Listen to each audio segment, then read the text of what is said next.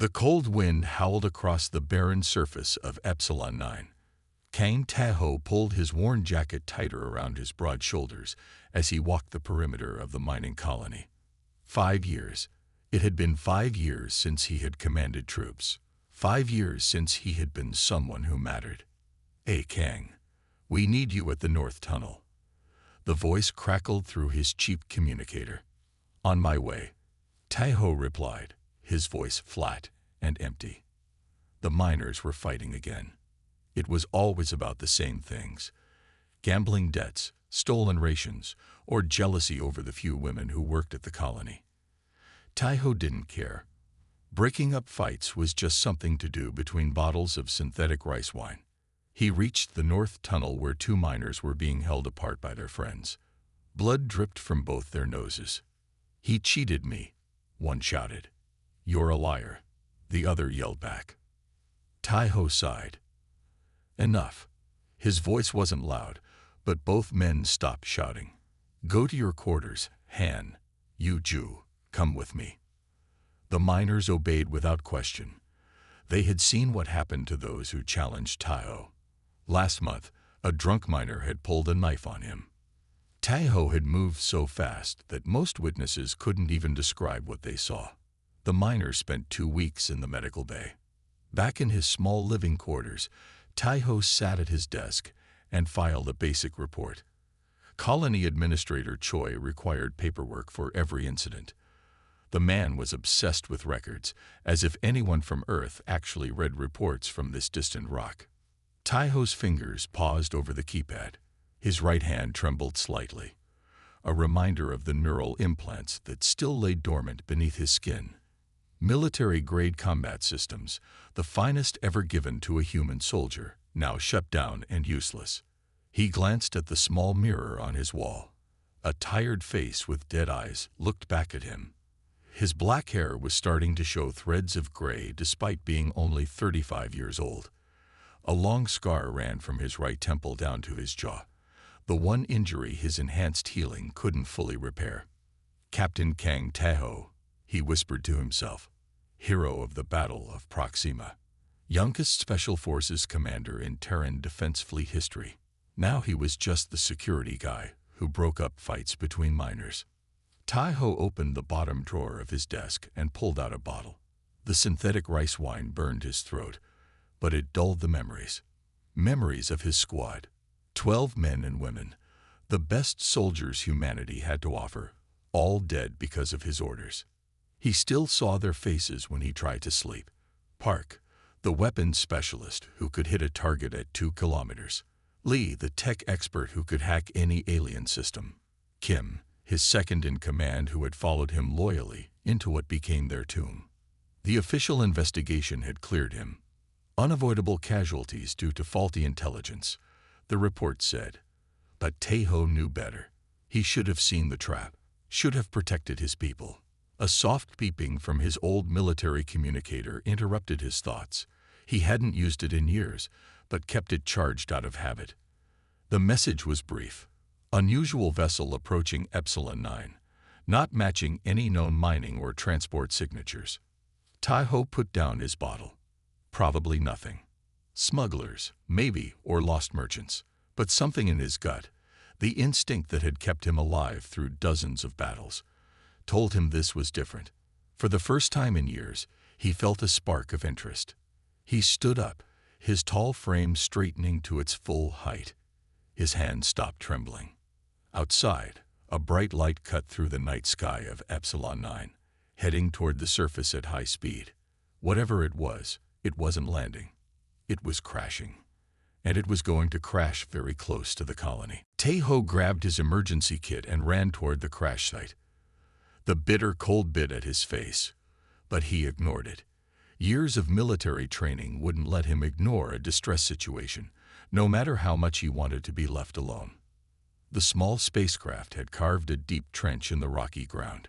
It was unlike any ship Tahoe had seen before, sleek and silver with strange blue markings that seemed to glow. Smoke poured from a large hole in its side. "Hello," Tahoe called out, approaching carefully. "Anyone alive in there?" A weak sound came from inside.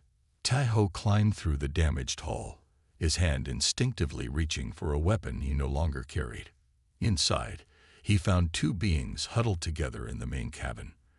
They were clearly female, but not human. Their skin had a faint blue glow, like crystal catching light. One was unconscious, blood the color of deep purple seeping from a wound on her head. The other looked at Tai-ho with large, almond-shaped eyes that shimmered with fear and hope. "Help us," she said in perfect standard English. "Please." Tai-ho knelt beside them. "I'm not a doctor, but I have basic medical training." "What happened?" "We were attacked," the conscious alien said. "My sister is badly hurt. I am Princess Naya of the Valestis Empire. This is Princess Lyra, my younger sister." Tai-ho had heard of the Valestis. They were a powerful alien species known for their advanced technology and telepathic abilities. They rarely had contact with humans, generally viewing them as too violent and unpredictable. "I'm Kang Tai-ho. I work security at the mining colony nearby." He examined Lyra's wound. "She needs real medical help." "Are there doctors at your colony?" Naya asked. "Yes, but..." Tai-ho paused. He knew Administrator Choi would not want alien royalty at the colony. It would bring trouble. "It might not be safe for you there." "Why were you attacked?" "Who's after you?" "General Draz of our royal guard. He has taken our father prisoner and wants us dead." Naya's voice shook. "He plans to take control of our empire. We barely escaped with our lives." Tai-ho's communicator buzzed. It was Administrator Choi. "Kang, what was that crash? Is it dangerous?" Tai-ho looked at the frightened princess and her injured sister. He made a quick decision. "Just a small meteor, sir.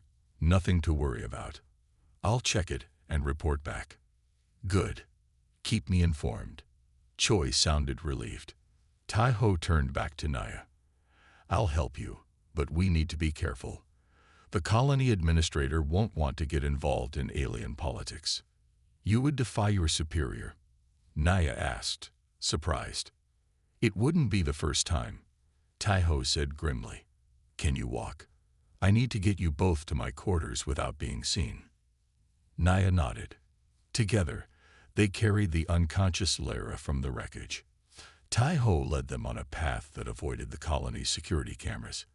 His years of military training were useful again, if only for sneaking around. In his small living space, Tai-ho laid Lyra on his bed and used his emergency kit to treat her wound. Naya watched anxiously. "You have skill with medicine," she observed. "I've patched up a lot of soldiers in my time," Tai-ho replied, not looking up. "You were a warrior?" Naya asked, her crystalline eyes studying him with new interest. Before Tai-ho could answer, his door alert sounded. Administrator Choi's voice came through the speaker. "Kang, open up. Security sensors detected movement near your quarters." Tai-ho froze. He looked at Naya and put a finger to his lips. "Hide," he whispered. "If they find you here, we'll all be in danger." As Naya quickly moved to conceal herself and her sister, Tai-ho felt something he hadn't felt in years, a reason to fight. These princesses needed his help, and for the first time since losing his squad, Kang Tai-ho had found something worth protecting. "Just a minute," Tai-ho called out. He quickly made sure the princesses were hidden behind the privacy screen in the corner of his small room. He opened the door to find Administrator Choi standing there with 2 security guards. "Kang, our sensors picked up 3 life forms entering your quarters," Choi said, his narrow eyes suspicious. "Care to explain?" Tai-ho shrugged. "I was out checking that meteor crash. Maybe your sensors are broken." "It's just me here." Choi frowned. "My sensors don't break.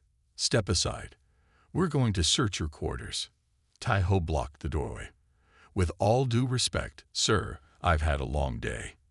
If you want to search my private space, you'll need better reasons than faulty sensor readings." One of the guards put his hand on his stun baton. "You don't give the orders here, Kang." Suddenly, a loud alarm blared throughout the colony. Choi's communicator buzzed urgently. "What now?" he growled, answering it. His face paled as he listened. "How many? Armed. I'll be right there." He turned to Tahoe. "We're not done here, but we have more pressing matters. A ship just landed at the main dock. Armed aliens demanding we turn over any new arrivals." Taiho's face remained calm, but his mind raced. "What kind of aliens?" "Valestis," said Choi. "They claim to be the royal guard searching for fugitives.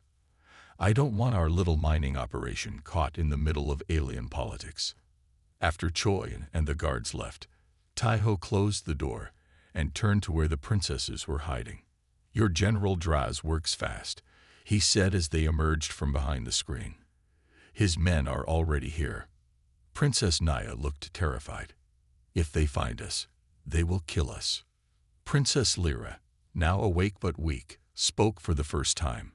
Her voice was soft but clear. "They will kill everyone in this colony too, once they have us. General Draz leaves no witnesses." Taiho paced the small room. "The mining colony has no real defenses. Just a few guards with stun batons and old pistols." "Then we must surrender," said Naya. "We cannot be responsible for the deaths of innocent miners." Taiho stopped pacing. A strange calm came over him. "No one else is going to die because of my decisions. Not today." He walked to his bed and pulled a hidden panel from the wall behind it. Inside was a small black case. He hadn't opened it in 5 years. "What is that?" asked Naya. "Something I hoped I'd never use again," Taiho said as he pressed his thumb to the lock. The case opened with a soft hiss. Inside lay a small chip and a thin metal band. Taiho took out the chip and inserted it into the small port behind his right ear. Then he put the band around his wrist. Immediately, his body tensed. His eyes glowed faintly blue as dormant systems throughout his body came online. "You're?" Lyra whispered, her eyes wide. "A human super soldier," Taiho confirmed. "Or I was. These are military-grade combat enhancements, illegal for civilians to have, but I kept mine when I left." Through the colony's thin walls, they heard shouting and then gunfire. "Stay here," Taiho ordered. "Lock the door after me." "Where are you going?" asked Naya. "To buy us time." Taiho rolled his shoulders as his implants fully activated. His hand no longer trembled. His eyes were clear and focused. "They're looking for you. I'm going to give them something else to worry about." As Taiho stepped out, Lyra called after him. "There are 12 of them, all the Leap Royal Guards." Taiho smiled for the first time in years. It wasn't a happy smile. "Good." The door closed behind him. Naya locked it as instructed, then looked at her sister. "Will he be killed?" she asked. Lyra shook her head, her crystal skin glowing faintly. "No, I can sense his mind now. He is." She paused, searching for the right word. "Awakening." "Just a minute," Taiho called out. He quickly made sure the princesses were hidden behind the privacy screen in the corner of his small room. He opened the door to find Administrator Choi standing there with 2 security guards. "Kang, our sensors picked up 3 life forms entering your quarters," Choi said, his narrow eyes suspicious. "Care to explain?" Taiho shrugged. "I was out checking that meteor crash. Maybe your sensors are broken. It's just me here." Choi frowned. "My sensors don't break. Step aside. We're going to search your quarters." Taiho blocked the doorway. "With all due respect, sir, I've had a long day. If you want to search my private space, you'll need better reasons than faulty sensor readings." One of the guards put his hand on his stun baton. "You don't give the orders here, Kang." Suddenly, a loud alarm blared throughout the colony. Choi's communicator buzzed urgently. "What now?" he growled, answering it. His face paled as he listened. "How many? Armed. I'll be right there." He turned to Taiho. "We're not done here, but we have more pressing matters. A ship just landed at the main dock. Armed aliens demanding we turn over any new arrivals." Taiho's face remained calm, but his mind raced. What kind of aliens? Valestis, said Choi. They claim to be the royal guard searching for fugitives. I don't want our little mining operation caught in the middle of alien politics. After Choi and the guards left, Taiho closed the door and turned to where the princesses were hiding. Your General Draz works fast, he said as they emerged from behind the screen. His men are already here. Princess Naya looked terrified. If they find us, they will kill us. Princess Lyra, now awake but weak, spoke for the first time. Her voice was soft but clear. They will kill everyone in this colony too, once they have us.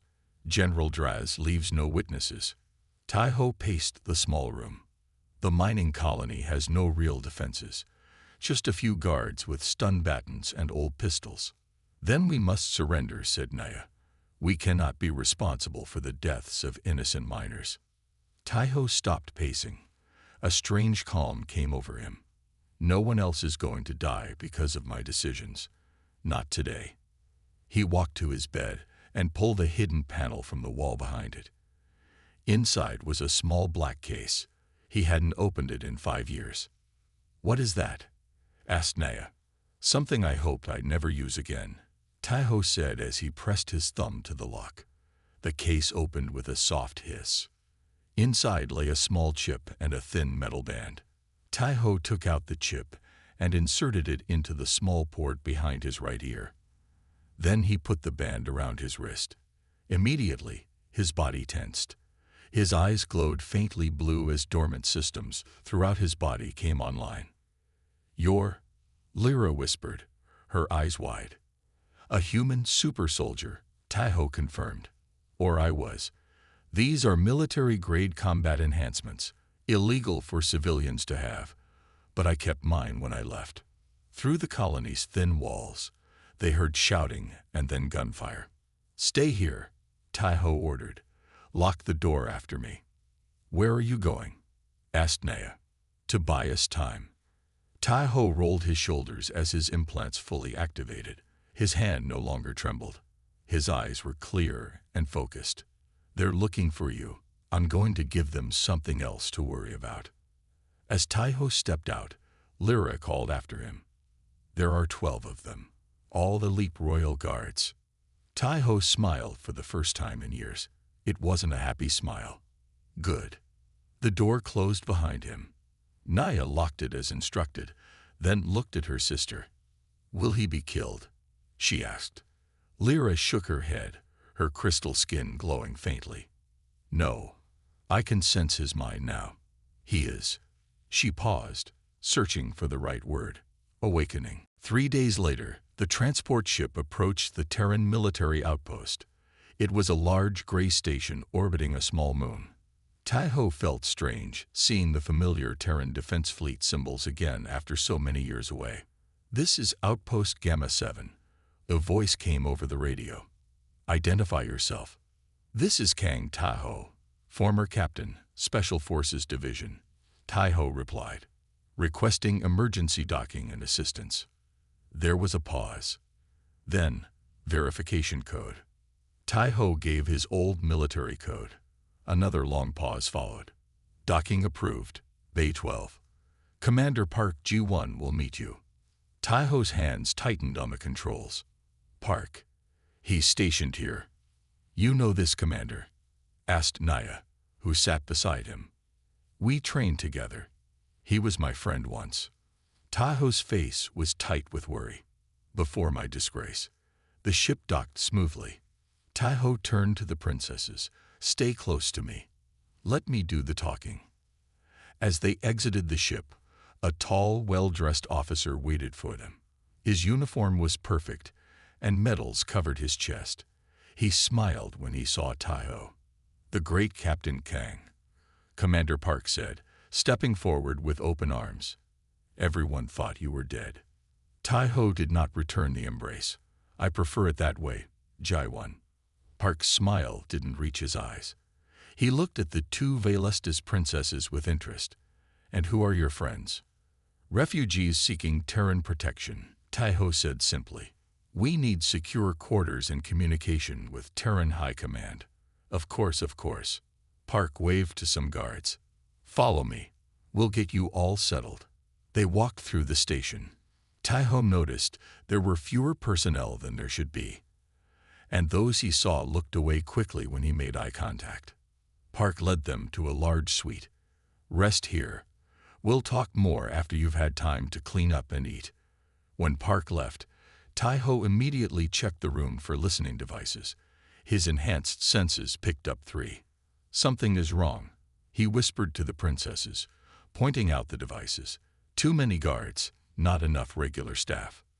What do we do? Naya asked quietly. Pretend everything is normal. I need to find out what's happening. Later, Park invited them to dinner in his private dining room. The food was excellent, much better than anything they'd had on the ship. Park asked many questions about the princesses and their situation. So General Draz has taken over your empire? Park asked, sipping wine. What makes him so dangerous? Lyra, who rarely spoke, answered. He discovered ancient technology in the deep vaults, weapons that could destroy entire worlds. Park's eyes lit up with interest. Fascinating. And you too are the rightful heirs? Yes, said Naya. Our father is still alive but imprisoned. Park nodded thoughtfully. Well, you're safe here. No one would dare attack a Terran military outpost. As dinner ended, Park offered Tai-ho a cigar. For old time's sake, let's talk privately in my office. In Park's office, the commander dropped his friendly act. You always were a fool, Tai-ho. Always trying to be the hero. What are you talking about? Park pressed a button on his desk. A hologram appeared showing General Draz, a large Velestis with red crystal markings. Commander Park, Draz said. Do you have them? Yes, General. The princesses are here, along with the human protector. Tai-ho lunged across the desk, but Park pulled out a weapon and fired. A specialized energy pulse hit Tai-ho, shorting out his combat implants. He fell to the floor, his body twitching in pain. You sold out, Tai-ho gasped. To them. For more money than you can imagine, Park smiled. General Draz's forces will be here in hours. Your princesses will die, and the blame will fall on you, the disgraced captain who went rogue. As Park called for guards, Tai-ho lay helpless, his enhanced systems offline. For the first time, he felt real fear, not for himself, but for Naya and Lyra. He had failed again. Tai-ho couldn't move. The special weapon Park had used was designed to disable enhanced soldiers like him. His body felt heavy, and his combat systems were offline. 2 guards dragged him to a cell and threw him inside. The great Captain Kang. One guard laughed. Not so tough now. After they left, Tai-ho tried to stand but fell back down. His head pounded with pain. He wondered where the princesses were and if they were safe. He had to find a way out. But how? Hours passed. Then the cell door opened. A young officer Tai-ho didn't recognize entered quickly, looking nervous. Captain Kang. I'm Corporal Song Min. I don't have much time. He knelt beside Tai-ho and pressed something to his neck. This will help restart your systems. Tai-ho felt a cool sensation spread through his body. His fingers began to tingle as feeling returned. Why are you helping me? Tai-ho asked. My older brother served under you. Jin Song. You saved his life at the Battle of Proxima. The young man's eyes were filled with respect. He always said you were a good man. When I heard you were here and saw what Commander Park did, I knew I had to help. Where are the princesses? Tai-ho asked, slowly sitting up. Locked in a suite 2 levels up. Heavily guarded. General Draz's ship will be here in 3 hours. Min handed Tai-ho a small device. This will get you past the door locks. I've disabled cameras on the route to Docking Bay 7. There's a small scout ship there. Tai-ho nodded his thanks. Your brother would be proud. Now go before they catch you. After Min left, Tai-ho waited for his systems to fully restart. When he could stand, he used the device to open his cell door. The hallway was empty. He moved silently, his training taking over. He reached the suite where the princesses were held. 4 guards stood outside, too many to fight quietly. Taiho needed a distraction. Using Min's device, he accessed a nearby control panel and triggered emergency alarms in another section of the station. When 2 guards ran to check, Taiho moved swiftly. The remaining guards didn't stand a chance. Inside the suite, he found Naya pacing anxiously. Lyra sat quietly on a couch, her eyes closed. "Taiho," Naya cried, rushing to him. "We feared you were dead." "No time to explain. We need to go now." As they hurried through the station toward Docking Bay 7, Lyra suddenly stopped and grabbed Taiho's arm.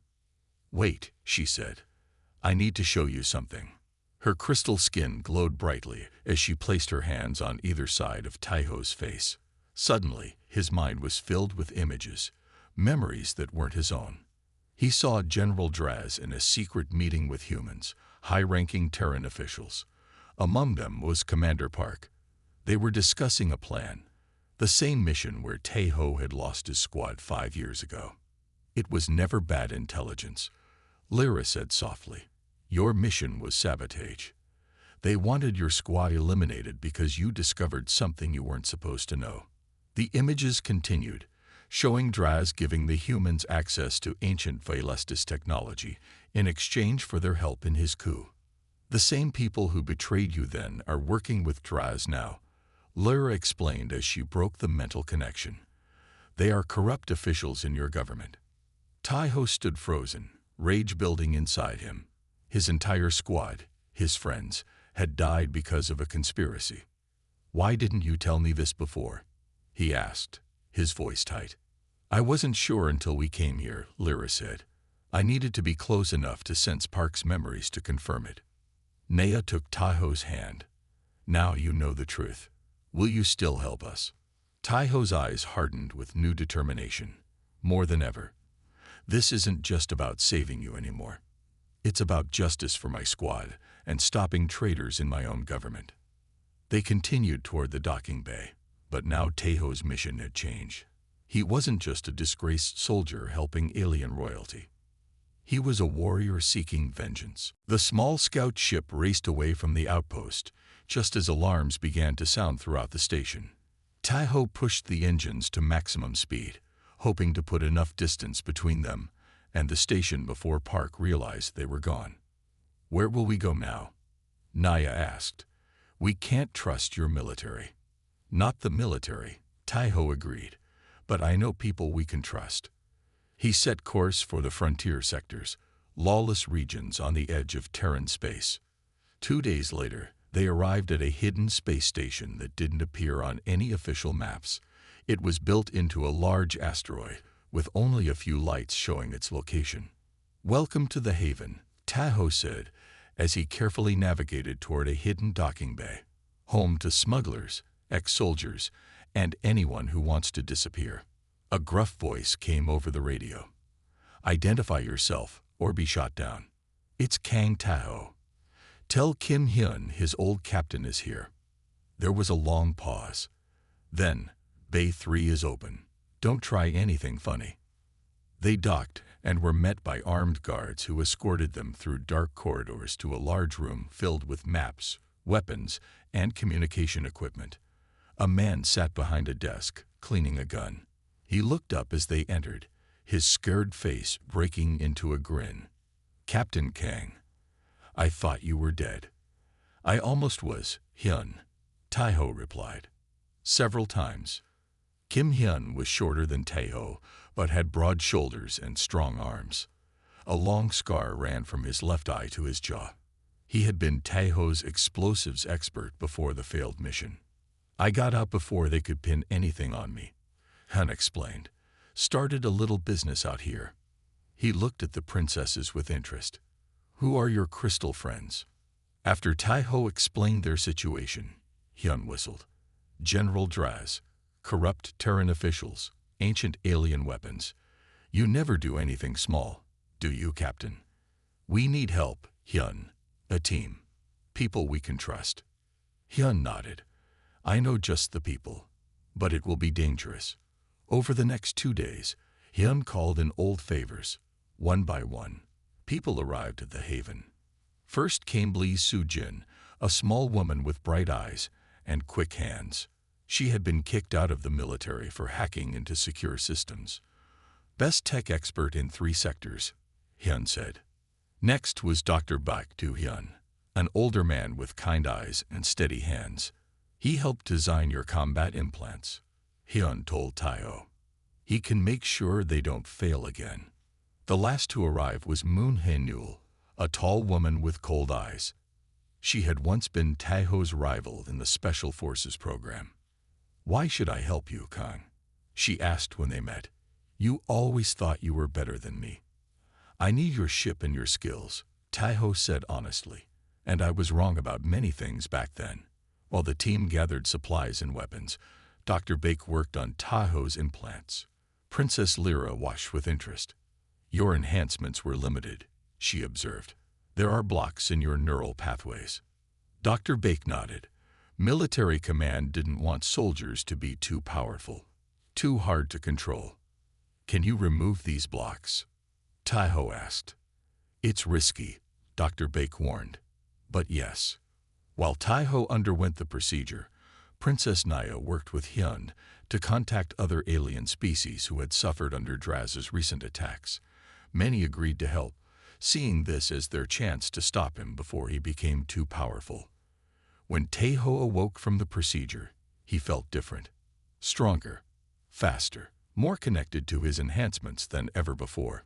Lyra smiled at him. Now you are what you were meant to be.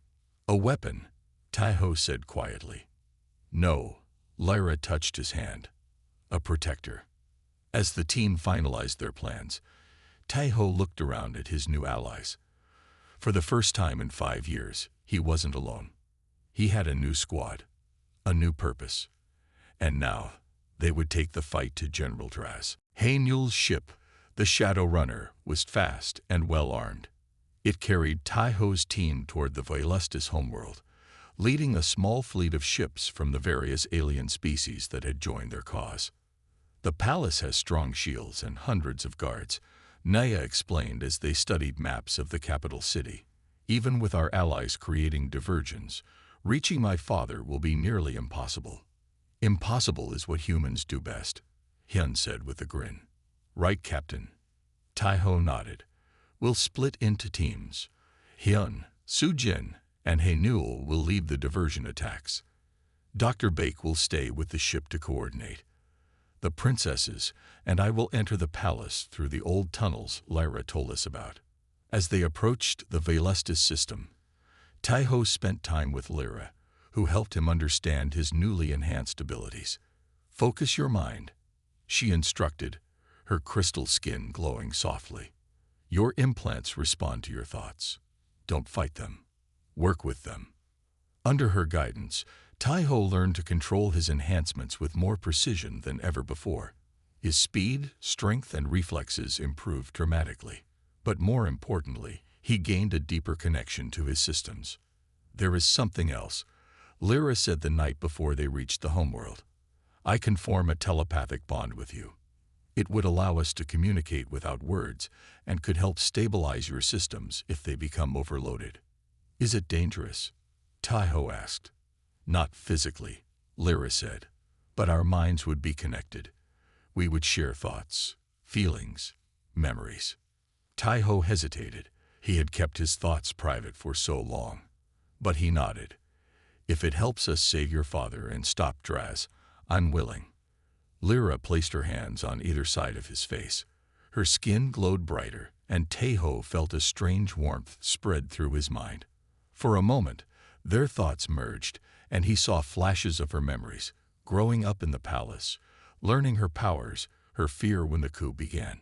And she saw his pride in his squad, the pain of losing them, his years of lonely exile. When it was done, he could feel her presence in his mind, like a soft light. Thank you for trusting me, her voice whispered in his thoughts. The next day, they'd reached the Velastis homeworld. Their small fleet split up, with most ships attacking military bases around the planet. Alarms and sirens filled the capital city as Hyun's team set off explosions at key points far from the palace. While the guards were distracted, Taeho, Naya, and Lyra slipped into the ancient tunnels beneath the palace. The passages were narrow and dark, but Taeho's enhanced vision let him see clearly. "The throne room is above us," Naya whispered as they reached a hidden door. "Father should be there, with Draz." Taeho checked his weapons one last time. "Stay behind me. If anything happens to me, run." They emerged into a grand hall with crystal columns and a high ceiling. At the far end, on a raised platform, was a throne. A thin, older Valestis sat there, his crystal skin dull and cracked. Standing beside him was a larger Valestis with red markings, General Draz. 5 guards stood nearby. "Now," Taeho whispered, activating his combat systems to full power. He moved faster than the eye could follow, taking down 2 guards before they could react. The others fired energy weapons at him, but he dodged with impossible speed. Within seconds, all 5 guards were unconscious. General Draz turned, his face twisted with rage. The human pet and the traitorous princesses. How convenient. Now I can kill you all at once.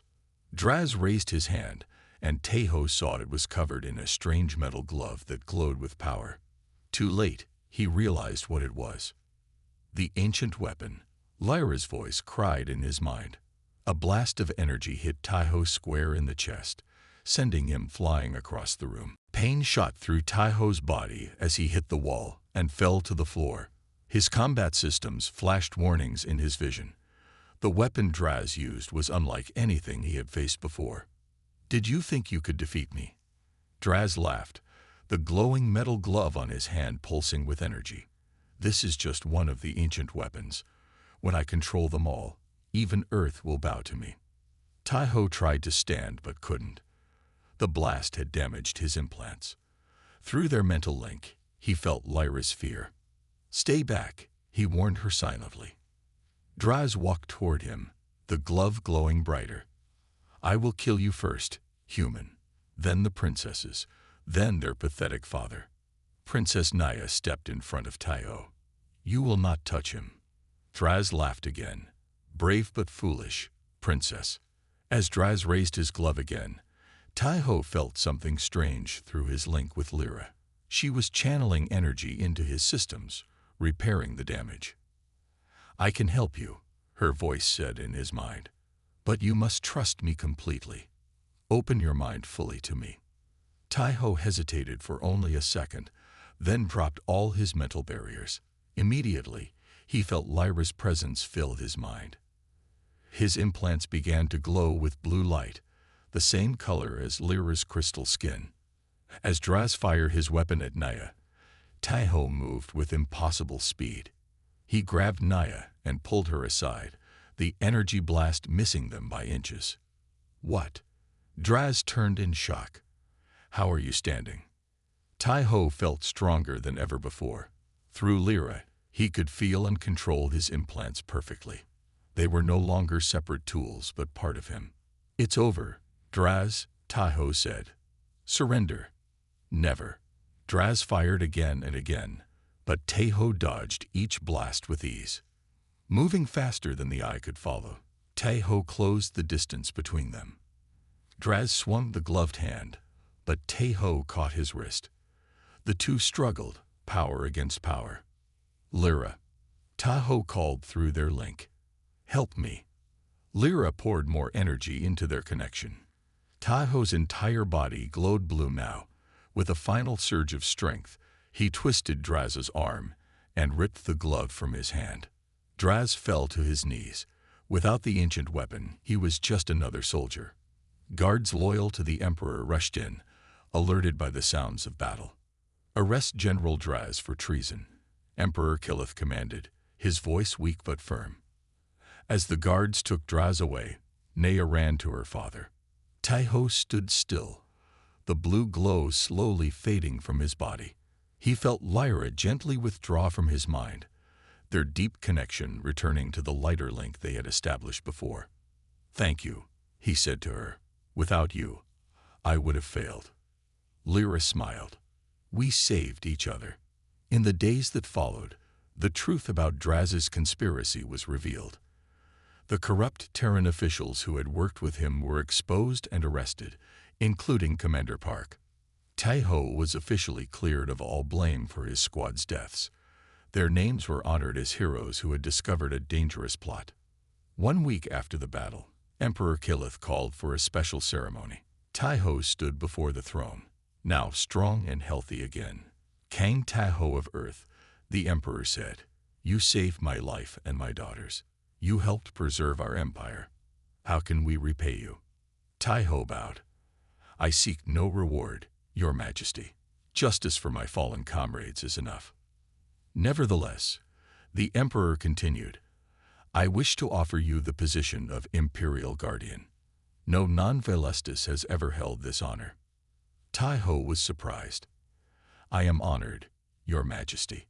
Later, at the signing of a historic alliance between humans and the Velastis, Tai-Ho stood with Lyra on a balcony overlooking the capital city. "Did you know this would happen?" he asked her. "Is that why you studied me so closely when we first met?" Lyra nodded. "Years ago, I had a vision of a human warrior who would save our people and change the path of both our species.